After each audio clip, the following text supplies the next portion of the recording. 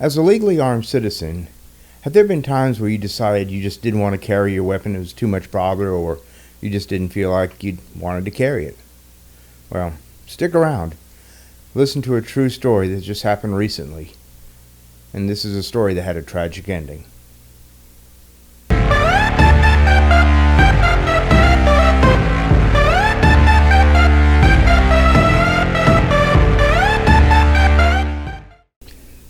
The story I'm about to relay to you is a true story. It happened very recently in the town I live in. And strangely enough, I knew the victim and I know the concealed carrier both personally. Now, for privacy and legal reasons, I'm not going to delve into the specifics of what happened. I'll give you a general story. The investigation is still ongoing.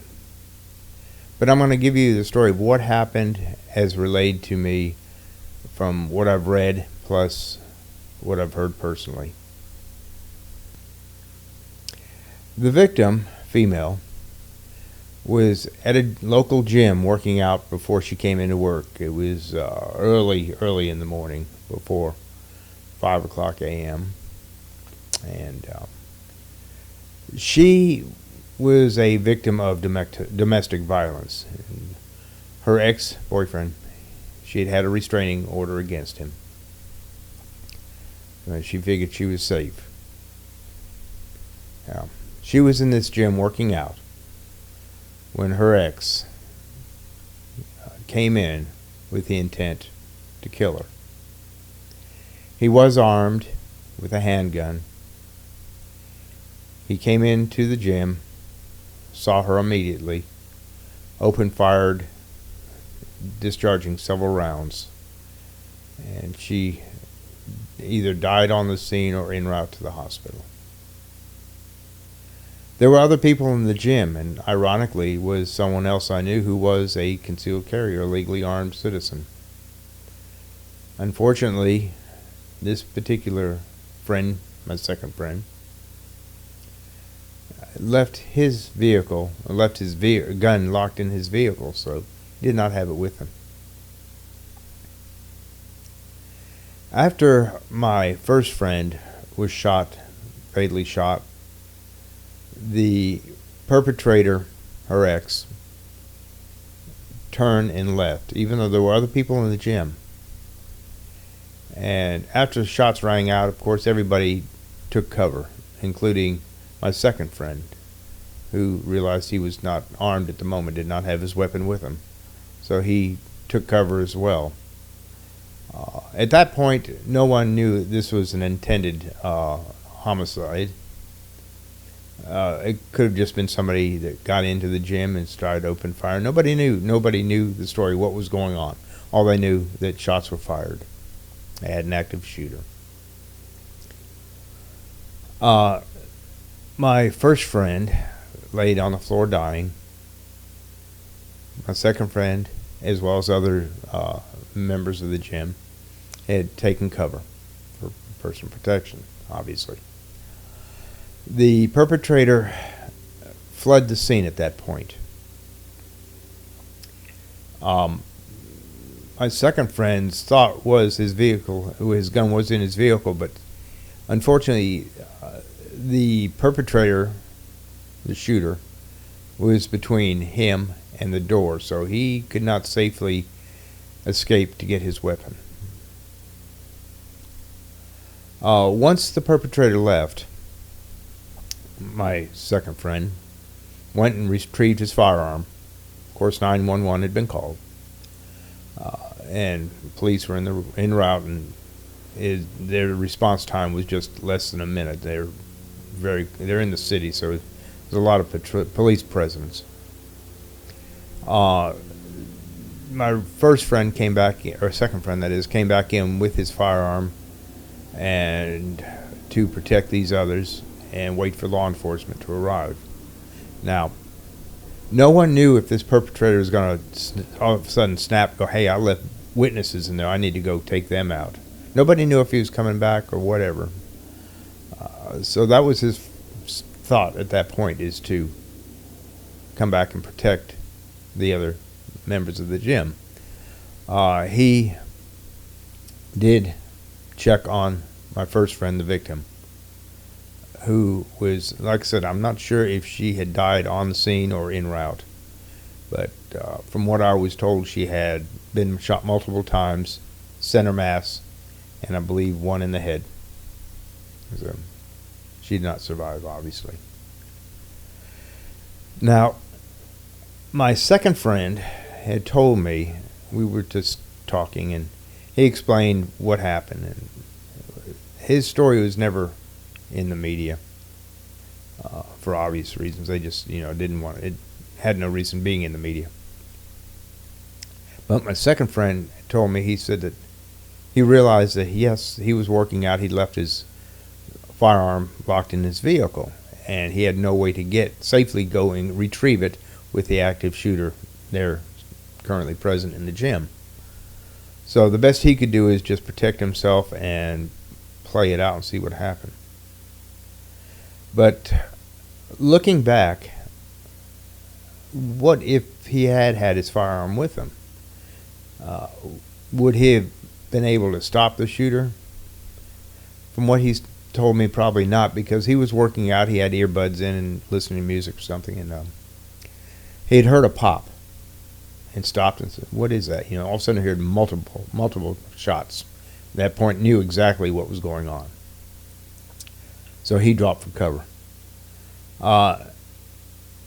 Don't believe, from what I've heard, that there was anything he could have done to prevent her from being killed, because the perpetrator came in, saw her, took aim, fired immediately. No warning, no, didn't cause a ruckus or anything, just came in and fired. So, looking back, there's probably nothing he could have done at that point. However, this is where the what-ifs come in. If he had had his firearm, though, would he have been able to take that perpetrator down right there and then? Because at that point, you don't know. It was unknown whether she was an intended target, which she was, or whether this bozo just came in and started firing randomly, and she just happened to be the first one. That was unknown at this point. So he's thinking, looking back, it's like he could have taken him down, maybe have taken him down. I don't know what the field or the range was, where he was. All I know is that she was in one end of the gym, he was in the other end of the gym.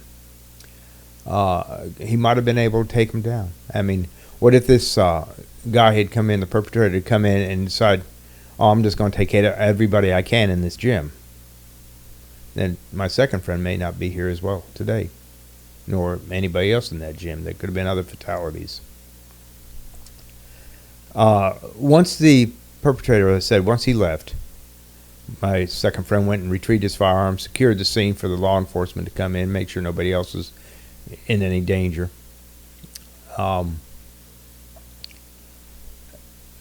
That goes back to whether you should carry all the time or not. Now, obviously, there are some areas you can't carry, federal buildings and schools, unless you're active duty law enforcement on duty. Court buildings. There are obvious places you cannot carry, but in a gym, it's questionable. Now, I don't go to gyms, but I know for a fact that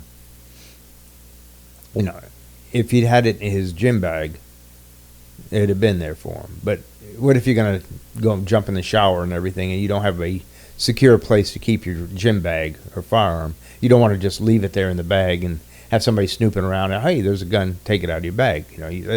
That's obvious. That's just a no-brainer right there. But if he had had it, he might have been able to take the perpetrator down.